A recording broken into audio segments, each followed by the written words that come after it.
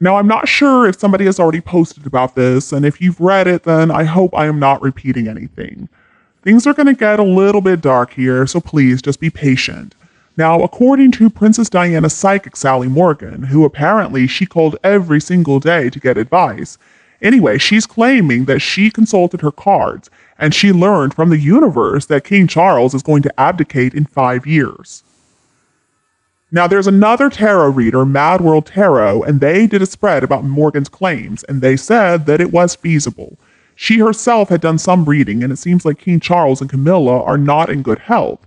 So she's saying that it could be possible that he's going to step down for health reasons in just a few years.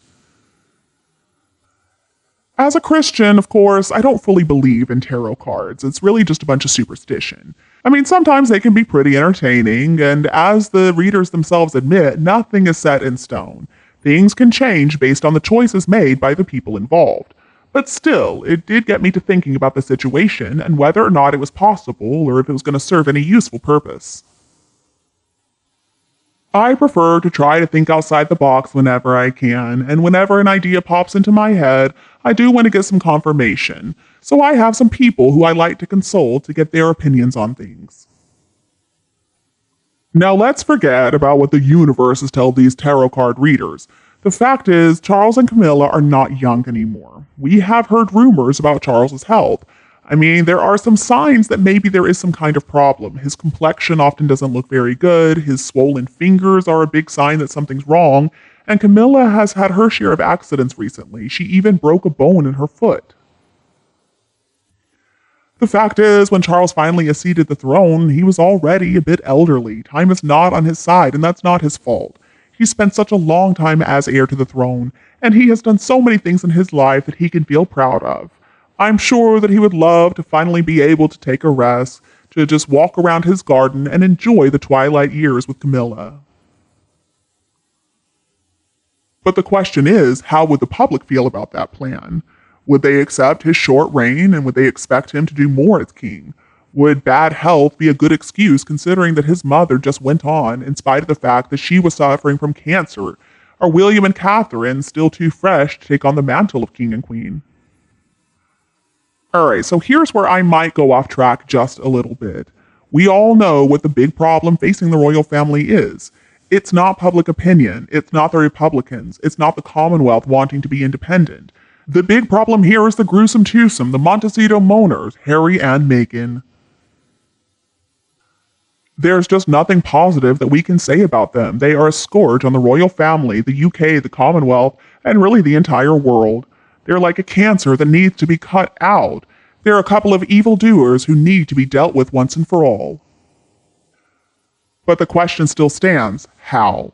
We've heard the rumors, we've heard the innuendos, we have seen the photos, but there's been no real acknowledgement from the palace.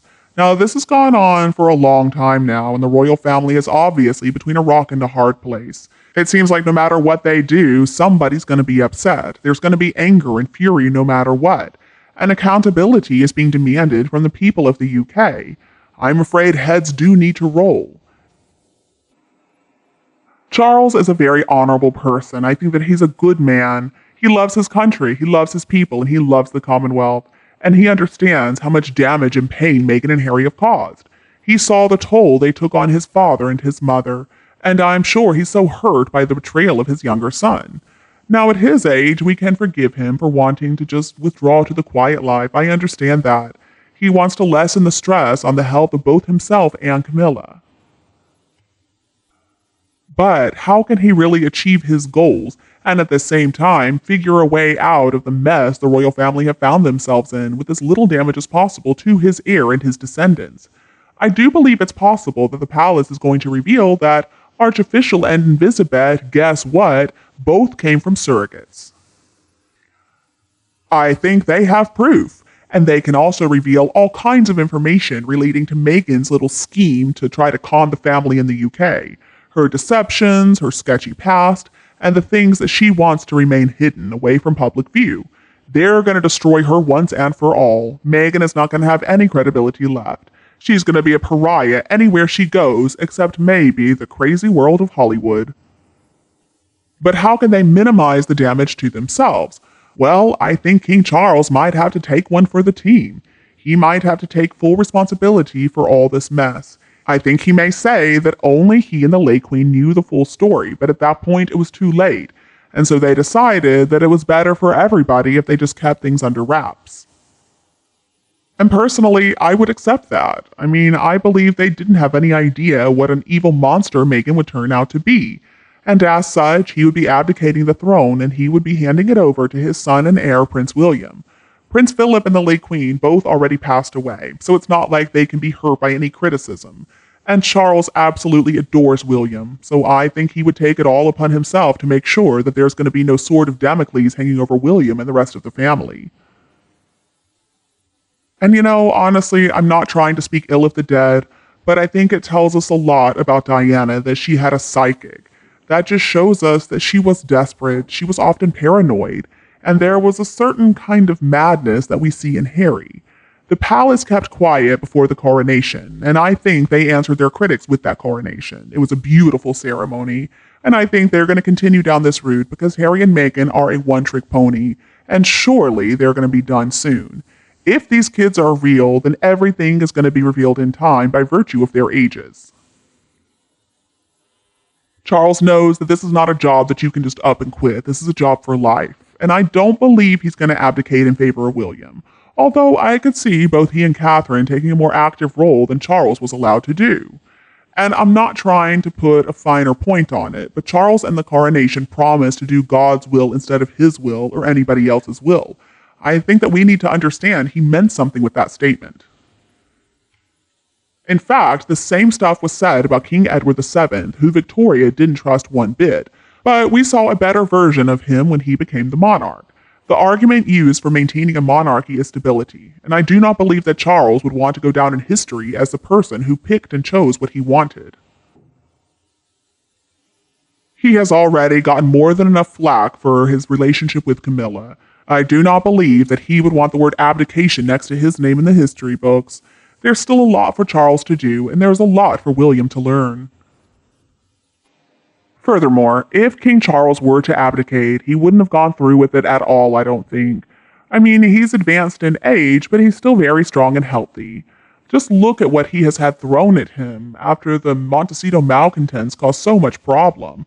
People getting really nasty, throwing eggs. He really had to deal with a lot, but he dealt with it all with dignity and grace. I think he is one tough cookie. We don't need to discount him yet. It's true that maybe King Charles has some kind of health problems, but I don't think they're anything too serious. And Camilla is also incredibly tough, so I think he's going to be okay. He became king upon the late Queen's death, and he's going to go when he's good and ready. Whether illness or death, I think he's going to stay. And then, of course, the time is going to come for Prince William. Well, he's also incredibly strong, and he's a no-nonsense type of guy. Princess Catherine is going to be such a wonderful support to him. I don't think that King Charles would want to inflict all the responsibility of the monarchy on William just yet. He's going to want to make sure that he can focus on raising his children to be happy, secure, and confident people, which would be a lot more difficult if he became king while they're so young. After all, Charles understands more than anyone else how much more difficult his childhood was thanks to his parents not being able to be there much. Even though he appreciates that it was unavoidable, I know that it was still difficult for him. And all of this spiritualist voodoo tarot card nonsense is a complete waste of time and usually money too. Odds are sometimes they get stuff right, but that's just by chance, and 99% is just a bunch of nonsense.